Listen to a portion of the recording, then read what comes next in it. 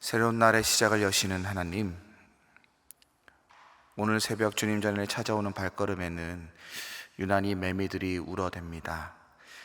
하나님 주신 생명을 마음껏 발산하고 있습니다.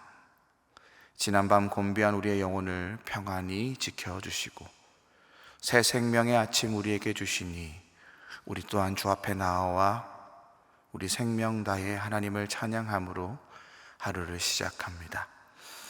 하나님 주신 생명 덕분에 새롭게 시작하는 하루임을 마음에 새겨봅니다. 주님이 주시는 생명의 기운으로 오늘 우리에게 주어진 선물 같은 하루를 시작하게 하여 주옵소서. 오늘 우리가 마주하는 일들 가운데 주님 주시는 새로운 힘으로 애써 수고하게 하옵소서. 오늘 내가 만나는 사람들 가운데 주님 주시는 마음의 평화로 충만하여서 평화의 말과 몸짓을 나누게 하여 주옵소서. 그리하여 오늘 하루를 마무리하는 시간 주님 앞에 기도할 때 주님 주신 힘으로 오늘 하루 잘 살아내었습니다. 감사합니다. 이렇게 고백하는 우리 되게 하옵소서. 우리나라와 민족의 주인 되신 하나님, 주님이 주신 나라요, 주님이 사랑하시는 이 민족을 긍휼히 여겨 주옵소서.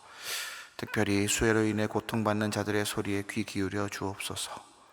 그들을 향한 사랑과 따뜻한 온정이 전해지게 하시고 속히 수해 복구 작업이 이루어져 삶의 터전으로 돌아가게 하옵소서. 주님, 무더운 날씨도 주님이 주신 것이건만 이 땡볕에 야외에서 일하시는 분들이 계십니다. 그들에게 더욱 힘 더하시고 그 수고에 합당한 열매들이 삶에 맺히게 하옵소서. 더운 날씨 가운데 이 땅을 지키는 국군 장병들을 기억하시고 그들의 수고가 나라와 가족을 지키는 보람으로 채워지게 하옵소서. 주님, 세상은 혼탁하고 더욱 사나워져가만 갑니다. 단식 소리만 들려옵니다. 주님, 이곳에 당신의 마음을 품고 사랑으로 이 땅을 섬길 자들을 일으켜 주옵소서. 우리 아이들을 사랑하시는 하나님, 7월이 되어 교육부서에서 많은 수련회와 여름 성경학교가 진행되고 있습니다. 주님, 이곳에 은혜 베풀어 주옵소서. 수련회와 여름 성경학교는 주님이 예배하신 특별한 시간들입니다. 주님이 예배하신 이 시간들을 통해 우리 사랑하는 자녀들이 한 뼘 더 자라나게 하옵소서. 소망의 믿음 터전 위에 지혜롭고 총명하게 하나님과 사람에게 사랑 많이 받는 자녀들 되게 하옵소서. 특별히 오늘과 내일 소망수양관에서 유년부 여름 성경학교가 진행됩니다. 아이들이 성경학교를 통해 하나님의 말씀 마음에 새기고 세상 속에서 하나님의 뜻을 따라 살아가는 제자로 살아가기를 기도합니다. 교사들이 먼저 말씀과 기도로 준비하며 하나님의 지혜와 사랑으로 아이들을 품고 인도할 수 있게 하시고 성경학교의 모든 일정과 활동 가운데 안전이 지켜지고 하나님의 은혜가 가득한 시간 되게 하옵소서. 모든 준비와 진행이 사람의 힘과 지혜가 아닌 성령의 도우심과 인도하심 속에 이루어지도록 주님 함께하여 주옵소서. 구원을 베푸시는 하나님, 오늘도 예수 그리스도를 믿지 않는 가족을 위해 주님께 간절히 기도하는 성도들이 있습니다. 주 예수를 믿으라. 그리하면 너와 너의 집이 구원을 받으리라. 이 말씀 붙잡고 사모하며 간절히 기도로 성령의 역사를 기대하며 눈물로 기도하는 이들이 있습니다. 아비를, 어미를 위해 기도하고 형제를 위해, 자녀를 위해 기도하는 애타는 기도를 주님께서 응답하여 주옵소서. 주님의 때를 기다리며 기도의 끈을 놓지 않는 자들, 주님의 신실한 은혜를 바라며 다시 기도하는 자들을 위해 크신 은혜 베풀어 주옵소서. 그리하여 하나님의 구원 역사로 말미암아 놀라운 전도의 열매가 맺히게 하옵소서. 가정마다 하나님의 놀라운 이야기 쓰여지게 하시며 그것이 우리의 은혜 나눔거리 되어 소망교회를 가득 채우게 하여 주옵소서. 치유와 회복을 베푸시는 주님, 오늘 뇌동맥류 수술을 하는 따님을 위해 기도하는 권사님이 계십니다. 하나님의 은혜로 미리 발견하신 것도 감사한데 수술 가운데도 하나님께서 함께 하셔서 치유되게 하여 주옵소서. 수술을 앞둔 따님 마음에도 하나님께서 함께 하여 주시고 온 가족이 기도하는 가운데 하나님의 놀라운 치유의 역사를 경험하게 하여 주옵소서. 오늘 우리 가운데 질병과 고통으로 연약한 성도들이 많이 있습니다. 몸이 아파 마음이 약하여 어려운 시간을 보내며 탄식하는 자들이 있습니다. 병상에서 간절히 드리는 기도에 응답하여 주시고 주의 이름 간절히 부를 때 주님께서 속히 응답하여 주옵소서. 내가 원하노니 깨끗함을 받으라 말씀하여 주옵소서. 옆에서 함께 기도하며 애통하는 가족들을 찾아가 위로하시고 새 힘 허락하옵소서. 주님, 이 시간 말씀 앞에 섭니다. 주님, 말씀하여 주옵소서. 우리가 듣겠나이다. 주께서 베푸시는 은혜의 말씀이 우리 심령 가운데 심기게 하옵소서. 우리 영혼판에 주의 말씀이 새겨지며 우리의 삶 가운데 우리를 향한 주님의 편지가 쓰여지게 하옵소서. 그리하여 주님 말씀이 오늘 내 삶 가운데 흥왕하게 하옵소서. 오늘 하루 말씀으로 인해 내 삶 가운데 주님의 나라 이루어 주옵소서. 우리 주 예수 그리스도의 이름으로 기도합니다. 아멘. 오늘 우리에게 주신 말씀은 누가복음 24장 28절에서 35절 말씀입니다. 누가복음 24장 28절에서 35절 말씀 함께 봉독하겠습니다. 그들이 가는 마을에 가까이 가매 예수는 더 가려 하는 것 같이 하시니 그들이 강건하여 이르되 우리와 함께 유하사이다. 때가 저물어가고 날이 기울었나이다 하니 이에 그들과 함께 유하러 들어가시니라. 그들이 함께 음식 잡수실 때에 떡을 가지사 축사하시고 떼어 그들에게 주시니 그들의 눈이 밝아져 그인 줄 알아보더니 예수는 그들에게 보이지 아니하시는지라. 그들이 서로 말하되 길에서 우리에게 말씀하시고 우리에게 성경을 풀어주실 때에 우리 속에서 마음이 뜨겁지 아니하더냐 하고 곧 그때로 일어나 예루살렘에 돌아가 보니 11 제자 및 그들과 함께한 자들이 모여 있어 말하기를 주께서 과연 살아나시고 시몬에게 보이셨다 하는지라. 두 사람도 길에서 된 일과 예수께서 떡을 떼심으로 자기에게 알려주신 것을 말하더라. 아멘. 오늘 어제에 이어서 엠마오로 향하던 두 제자 사이에 끼어드셨던 예수님의 이야기를 함께 살펴봅니다. 오늘은 특별히 두 가지 주제를 가지고 이 이야기를 살펴보겠습니다. 첫 번째는 갈림길입니다. 오늘 성경의 본문 구절을 잘 살펴보면, 성경의 이야기를 잘 살펴보면 우리의 삶이 어떤 길 위에 있다, 우리의 삶이 어떤 여정의 길 위에 있다 보여줍니다. 우리는 갈림길 위에 서 있습니다. 13절 말씀과 33절 말씀 제가 읽어드리겠습니다. 그날에 그들 중에 둘이 예루살렘에서 25리 되는 엠마오라 하는 마을로 가면서 곧 그때로 일어나 예루살렘에 돌아가 보니 11 제자 및 그들과 함께한 자들이 모여 있어. 오늘 이야기는 예루살렘에서 엠마오로 향하던 제자들이 부활하신 예수님을 경험하고 다시 예루살렘으로 올라가는 이야기를 다루고 있습니다. 제자들이 먼저는 예루살렘에서 엠마오로 가는 길이었습니다. 그때 예수님이 끼어드셨습니다. 그리고 나서 제자들은 다시 엠마오로 가던 길에서, 그 갈림길에서 예루살렘으로 되돌아간 것이지요. 예루살렘은 어떤 곳이었을까요? 어제 박 목사님께서 얘기해 주셨지만 꿈이 펼쳐지는 자리였고 새로운 세상을 향한, 예수님과 함께 새로운 세상을 꿈꾸던 자리였을 것입니다. 예수를 따라다니며 새로운 희망을 품었던 자리였을 것입니다. 예수님과 지낸 몇 년 동안 그들은 가슴이 뛰었고 조용하지만 세상을 압도하는 힘을 부었습니다. 진리가 무엇인지 알 것 같았고 사랑의 권능도 깨달았습니다. 그러나 모든 것은 그분의 죽음으로 끝이 났습니다. 예수님을 중심으로 일어난 예루살렘 소동은 아주 일시적인 사건으로 일단락 지어져 버렸습니다. 예수님이 돌아가셨거든요. 예수님이 십자가에 달리셨거든요. 예수님을 중심으로 일어난 그 예루살렘의 이야기는 거기서 막을 내려버린 것이죠. 그리고 제자들은 이제 그 예루살렘을 떠나 엠마오로 향합니다. 예루살렘은 그 꿈이 실패한 자리, 기대와 소망이 좌절된 자리, 그런 땅이었습니다. 그리고 제자들은 예루살렘을 떠나 엠마오로 향했죠. 엠마오는 어떤 곳이었습니까? 제자들의 고향일 수도 있고요, 아니면 고향에 가기 전에 들린 곳일 수도 있습니다. 어쨌든 분명한 것은 그들이 지친 몸을 이끌고 낙향하는 길이었다는 것입니다.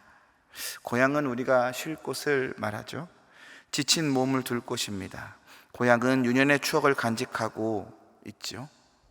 그래서 우리가 생각하는 그 고향은 참 따뜻한 곳입니다. 하지만 오늘 제자들의 귀향길은 우리가 생각하는 그런 고향으로 가는 곳이 아닙니다. 제자들은 지난 몇 년 동안 나사렛 예수님과 보낸 시간을 뒤로 하고 고향으로 가는 겁니다. 예수님을 향한 큰 기대만큼, 그분과 함께 했던 시간들의 무게만큼 그 실망과 낙심은 더욱 컸을 것입니다. 그래서 지금 그 귀향길은 예수님이 없었던 시절로 가는 겁니다. 내 삶에 예수님을 지워버리고 마치 예수님이 없었던 것인 양 그 시절로 돌아가는 퇴보와 퇴행의 길입니다. 제자들이 왜 예루살렘에서 엠마오로 향했을까요? 그것은 본질적으로 한 가지 이유 때문입니다. 따라다닐 사람이 없어졌기 때문입니다. 예수님 말입니다. 삶의 이유였던 예수님을 향한 믿음이 꺾여 버렸습니다. 의미와 방향을 잃고 움츠려 들었고 퇴보와 퇴행을 하게 되었습니다. 원래 제자들은 예수님만 있으면 되는 거였습니다. 그죠? 예수님만 있으면 되니까 그 예수님을 등에 업고 그 적진 한복판인 예루살렘을 향해 그렇게 환호하며 들어오지 않았습니까? 여러분, 갈릴리가 예수님의 주 무대였죠. 갈릴리에서 제자들이 제일 잘한 게 무엇입니까? 예수님 따라다닌 것이었습니다. 예루살렘에 오시기까지 예수님 잘 따라다녔죠. 그런데 이제 그럴 일이 없습니다. 따라다닐 사람이 없어졌기 때문입니다.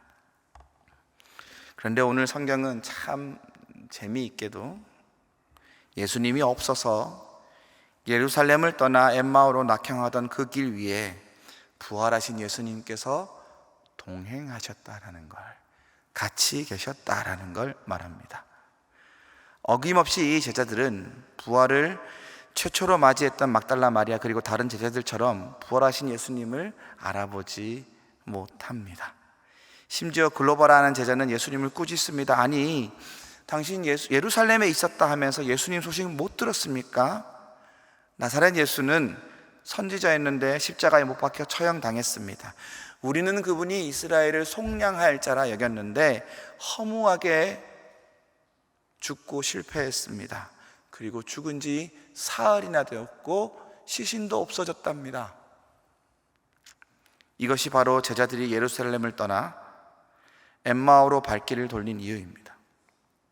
실패와 절망으로 낙향하는 자들의 마음이죠. 그런데 이 마음을 지금 누구에게 말하고 있나요? 부활하신 예수님에게 말하고 있습니다.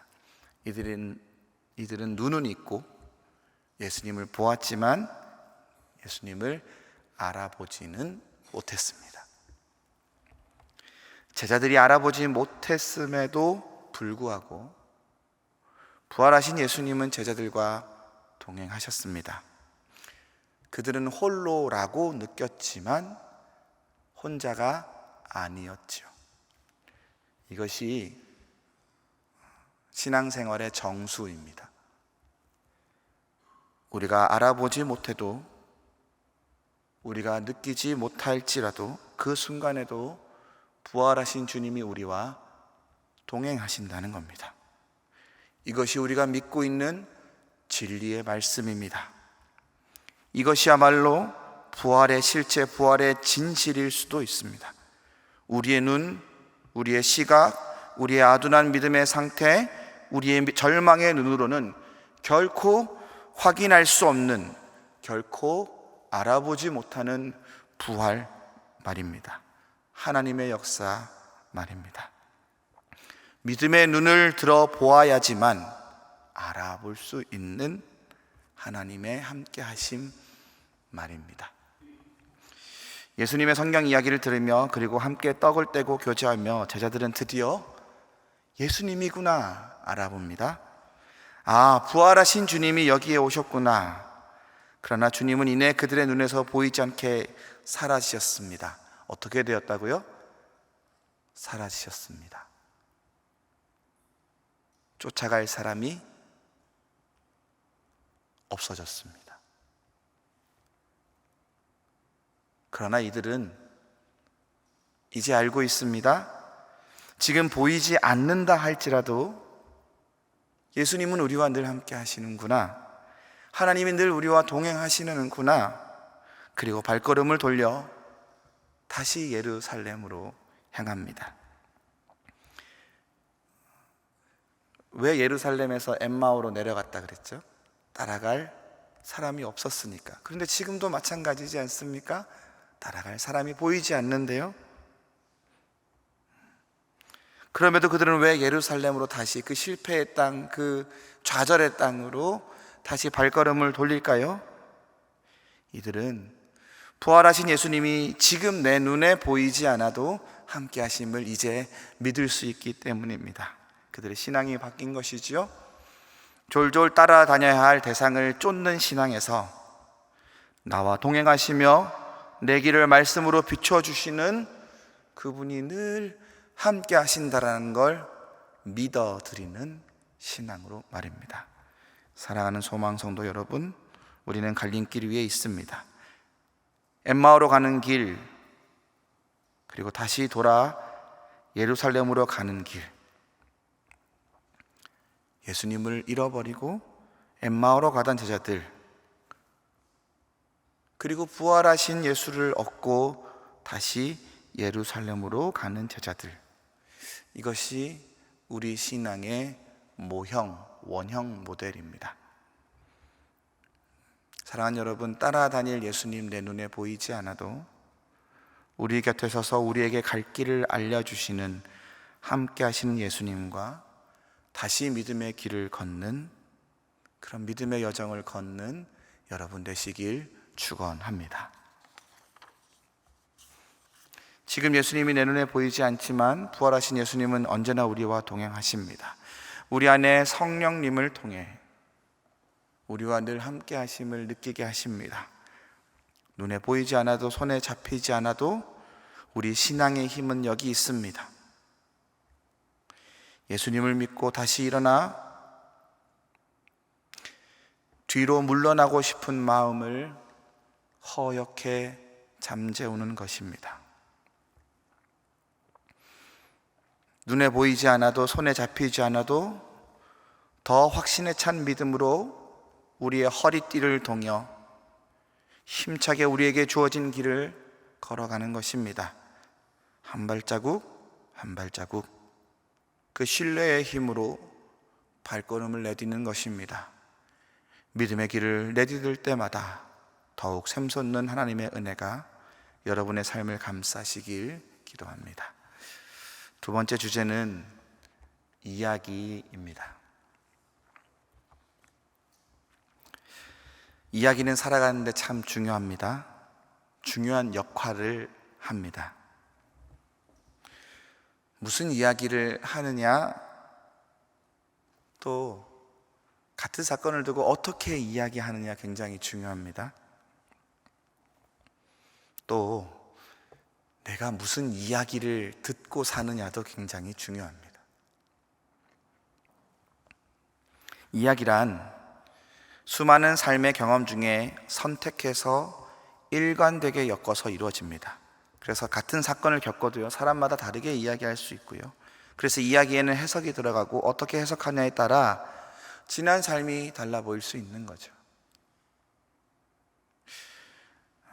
제자들이 실패하고 낭망한 마음으로 엠마오로 향하던 그 길의 방향을 돌려 다시 예루살렘으로 향하게 한 데는 예수님의 이야기가 결정적인 힘이 되었습니다. 예수님이 제자들이 경험했던 그 예루살렘 사건, 십자가 사건을 새롭게 해석해서 이야기를 들려주셨기 때문입니다. 같은 사건을 놓고 다르게 이야기하셨어요. 제자들의 이야기를 잘 살펴보면 제자들은 세상 권세에 의해서 십자가에서 죽어버린 예수님에게 초점을 맞춥니다. 살벌한 약육강식의 세상에서 예수님은 무참히 깨져버렸다. 제자들이 낙담한 이유도 거기 있는 것이죠. 그러나 그 제자들이 가던 길에, 그 이야기를 하면서 가던 길에 슬며시 끼어들은 예수님은 그들이 전하던 그 사건을 살짝 바꾸어 말씀하십니다. 예수님의 이야기의 초점은 부활에 있습니다. 해석의 지렛대가 부활입니다. 부활의 이야기로 예수님의 십자가 고난에 새로운 관점을 알려주십니다. 아직 그들의 눈이 어두워 부활하신 예수님을 알아보지 못하지만 그러나 분명 그들과 함께 동행하시는 분은 부활하신 예수님이잖아요. 과거의 십자가에 달렸을지라도 지금은 부활하신 그 주님이 그들과 함께 계신 것이잖아요. 그것도 그 부활하신 예수님을 초청한 게 아니라 불쑥 그들의 삶에 끼어드셨잖아요. 그들의 삶에 끼어드셔서 그들이 낭망한 것을 새롭게 회복시켜 주시고 다시 일으켜 주십니다. 다시 예루살렘으로 발길을 돌릴 만큼 새로운 힘을 주십니다. 부활의 소망이 그들에게 새로운 미래를 선물로 주는 것입니다. 이것이 제자들이 엠마오로 가던 발걸음을 돌려 예루살렘으로 향하게 한 비밀입니다. 사랑하는 여러분, 우리 삶에는 크게 두 가지 이야기가 있습니다. 사람을 비롯한 사람들이 나에게 들려주는 이야기, 사람들이 하는 이야기, 나의 이야기들이 있습니다. 그리고 내가 나한테 막 하는 이야기들이 있죠. 그게 내 마음에 계속 울려 퍼져 들려오시잖아요. 아무리 귀를 막아도 들려오시잖아요. 그리고 예수님이 우리에게 하시는 이야기가 있습니다. 그 이야기들은요, 우리 삶에 늘 공존해 있습니다. 우리 삶에 대해 이러쿵저러쿵 떠드는 사람들의 이야기, 나에게 이래라 저래라 하는 내 안에 내가 나에게 하는 이야기, 그리고 우리 삶에 침투하여 들어오셔서 끼어 들어오셔서 들려주시는 예수님의 이야기가 있습니다. 똑같은 일을 겪어도 누구의 이야기를, 어느 이야기를 듣느냐에 따라 우리 삶이 바뀔 것입니다. 제자들이 다시 방향을 틀어 예루살렘으로 향한 데는 자기들이 겪은 이야기에 대한 예수님의 새로운 이야기를 들었기 때문입니다. 자신들의 경험이 실패가 아니라는 확신 속에 그들은 예루살렘으로 향할 수 있었지요. 그리스도가 여러분의 삶에 끼어들으셔서 여러분 삶의 이야기를 부활의 빛으로 새롭게 해석해 주시면, 물론 그 이야기가 지금까지 나에게 들려온 사람들의 이야기와 내가 나에게 들려주었던 이야기와 다를지라도, 만약 그 이야기를, 그 예수님의 이야기를 붙잡으실 수 있으시다면, 그래서 부활하신 예수님과 동행하실 수 있으시다면, 여러분은 새로운 부활의 삶을 살아가실 것입니다. 내가 실패한 자리에서 내 손을 놓지 않으시는 예수님을 만나게 될 것입니다. 내가 넘어질 때 그곳에서 나를 일으키시는 예수님을 만나실 것입니다. 내가 나를 손가락질할 때 나를 덮어주시는 예수님의 모습을 보게 될 것입니다. 그 주님을 볼 때 부활하셔서 나의 삶을 새롭게 해석하시는, 새롭게 이야기해 주시는 예수님의 이야기가 오늘 우리에게 들려지고, 그 이야기를 우리가 붙잡을 때 우리의 모든 삶이 하나님의 뜻 아래에 있음을 깨닫게 되고, 그 선한 인도하심 가운데 내가 다 알지 못해도 신뢰하며 걸어갈 수 있는 그 길을 걸어가게 되실 것입니다. 말씀 마치겠습니다. 부활하신 예수님의 제자들이 가는 길에 끼어드셨습니다. 여러분의 삶의 길에도 예수님이 끼어드시길 축복합니다. 그러면 삶의 이야기를 새롭게 쓰시게 될 것입니다. 낭망으로 고향으로 돌아가던 제자들이 길의 방향을 바꾸어 예루살렘을 향했듯 그리스도와 함께 새로운 세상으로 향하는 여러분 되시길 바랍니다. 예수님 믿고 예수님 따라 살다 낭망하고 실패한 우리 인생에 부활하신 예수님이 끼어들어 오시면 좋겠습니다. 이 시간들을 통해 부활하신 예수님의 능력과 은혜를 경험하고 새롭게 인생의 여정표를 바꿀 줄 아는 저와 여러분 되시길 축복합니다. 이 마음을 품고 기도의 자리로 나아갑니다. 하늘에 계신 우리 아버지, 아버지의 이름을 거룩하게 하시며 아버지의 나라가 오게 하시며 아버지의 뜻이 하늘에서와 같이 이 땅에서도 이루어지게 하소서. 오늘 우리에게 일용할 양식을 주시고 우리가 우리에게 잘못한 사람을 용서하여 준 것 같이 우리 죄를 용서하여 주시고 우리를 시험에 빠지지 않게 하시고 악에서 구하소서. 나라와 권능과 영광이 영원히 아버지의 것입니다. 아멘.